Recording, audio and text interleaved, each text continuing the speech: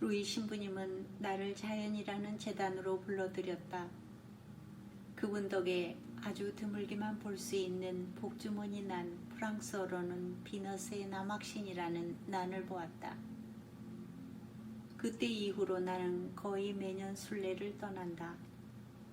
황금빛 덧신을 닮은 유럽에서 가장 아름다운 야생란을 관조한다.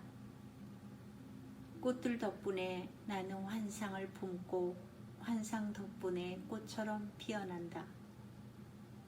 이번에 읽어드릴 책은 이브파갈레의 꽃의 나라입니다. 이 책의 진화에 관한 내용 중에 정신 나간 사생아라는 소제목이 다음과 같은 재미있는 이야기가 있습니다. 나는 생명의 탄생에 매혹되곤 한다. 그 중에서도 무엇이 가장 내 마음을 끌어당길까? 그건 아마도 꽃의 탄생이 아닐까? 수풀이나 산림 같은 식물들의 도시숲이라는 이름으로 군집하는 엽록체들의 덩어리에 기꺼이 한데 어울린다. 나는 피오랜드의 원시적인 숲을 바라본다. 이 숲은 산을 모피처럼 감싸고 있다. 에메랄드색, 옥색, 녹색, 녹회색, 맑은 초록색, 상추색, 연두색, 청록색, 미묘하게 조금씩 다른 온갖 초록빛이 함께 있다. 안개가 그 색조를 가리거나 조금 흐리게 하기도 한다.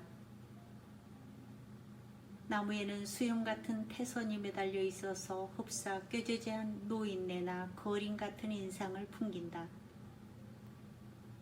대부분의 나무들은 노토파구스 속에 속하는 너도 밤나무이다. 이 나무들은 높이 자라기는 하지만 몸통이 굽고 가지도 베베 꼬여서 전체적으로 실루엣이 구부정하고 마디가 많다. 타원형의 작은 잎들은 윗면은 진한 초록색을 띠는 반면 아랫면은 은빛을 띈다. 가로로 뻗은 나무가지에는 습기를 좋아하는 무리들, 이끼, 작은 고사리와 난, 이런 것들이 모여서 작은 정원을 이룬다. 나는 이 나무의 몸통에 등을 기대고 피오르를 내려다본다. 조르주 브라생이 떡갈나무 옆에서 그랬듯이 나 스스로를 은빛 노도 밤나무로 칭한다. 이 고장에서는 노토파구스 올란데리도 많다. 노토파구스 속은 공룡이 살았던 마지막 시대, 즉 백악기부터 존재해왔다. 그러니까 곤도와나 거대륙의 분리로 인해 뉴질랜드가 오스트레일리아에서 떨어져 나오기도 전인 8천만 년 전까지 거슬러 올라가는 식물이다. 나는 너도 밤나무를 좋아한다. 그리스어 노토스는 잡종 사생아를 뜻하고 라틴어 파구스는 너도 밤나무를 뜻한다.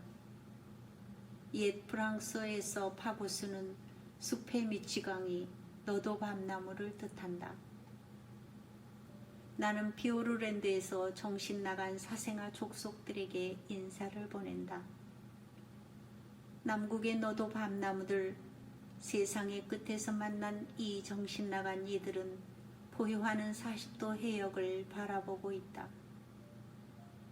나는 나무가지에서 잎 하나를 땄다. 엄지와 검지로 그 잎을 쥐고 문지른다. 냄새를 맡고 입으로 가져가 빨고 질겅질겅 씹는다. 나는 이런 짓을 억제할 수가 없다. 일종의 충동적인 강박장애나 마찬가지로 뭔가 흥미가 가는 것이 있으면 꼭 냄새를 맡고 핥고 맛을 보아야 직성이 풀린다. 형태와 색상과 소리는 물론 질감과 향기까지도 존재와 사물의 본성에 대해 알려주는 바가 있다. 나는 너도 밤나무 이파리를 되새김질한다. 씁쓸한 탄닌 성분이 가장 강하게 느껴지고 엽록소와 부식토 냄새에 요오두와 소금 맛이 한데 어우러져 전해진다.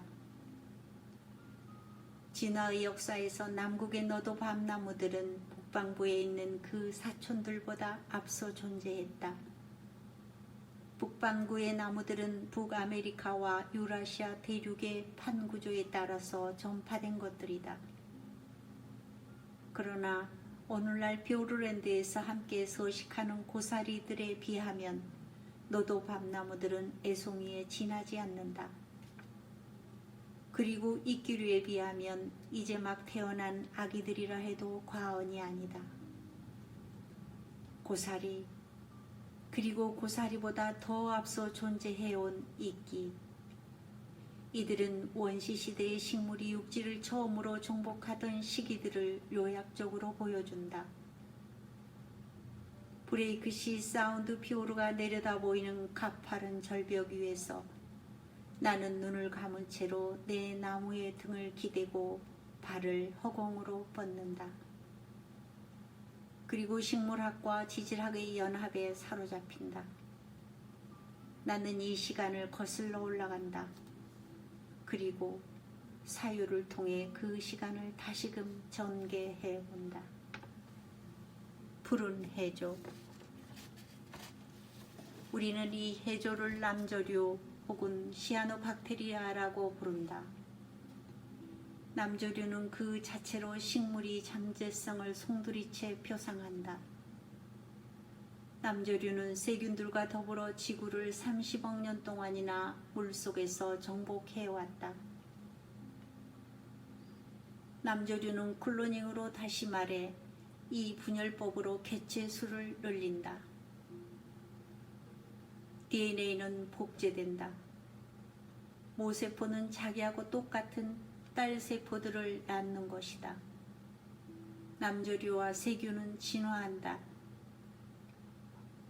이것들은 대개 서로 결합하여 일종의 공생관계로서 보다 고등한 세포를 낳는다.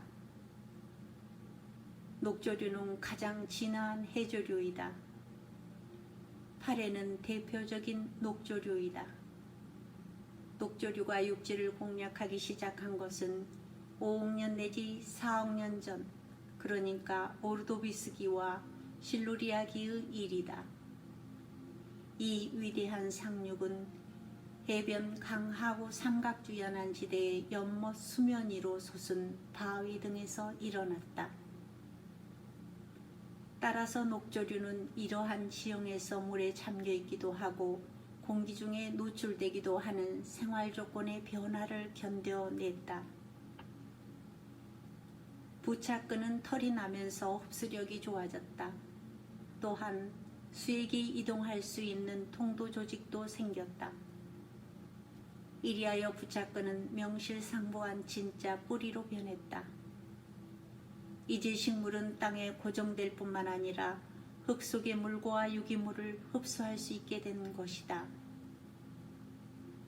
흐느흐느 하던 이파리는 바람이 짓누르고 몰아쳐도 견딜 수 있도록 인맥이 생기면서 튼튼해졌다.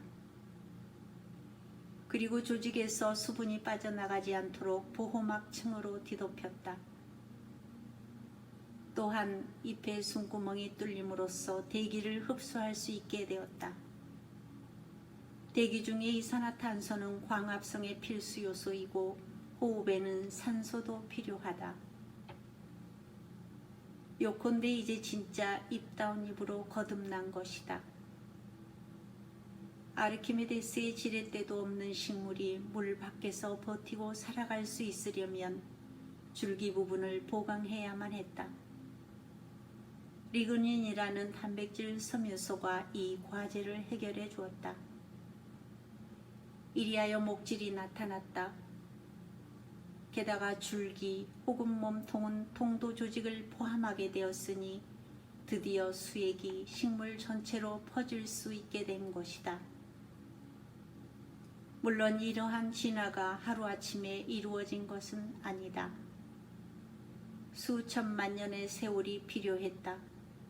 생명의 진화는 곧 기나긴 인내를 뜻한다. 나는 아무것도 바라지 않는다. 나는 아무것도 두렵지 않다. 나는 자유다. 라는 히라빈 조르바의 묘비명이 생각나는 계절입니다. 지금까지 쪽동백숲에서 책 읽는 나무였습니다. 감사합니다.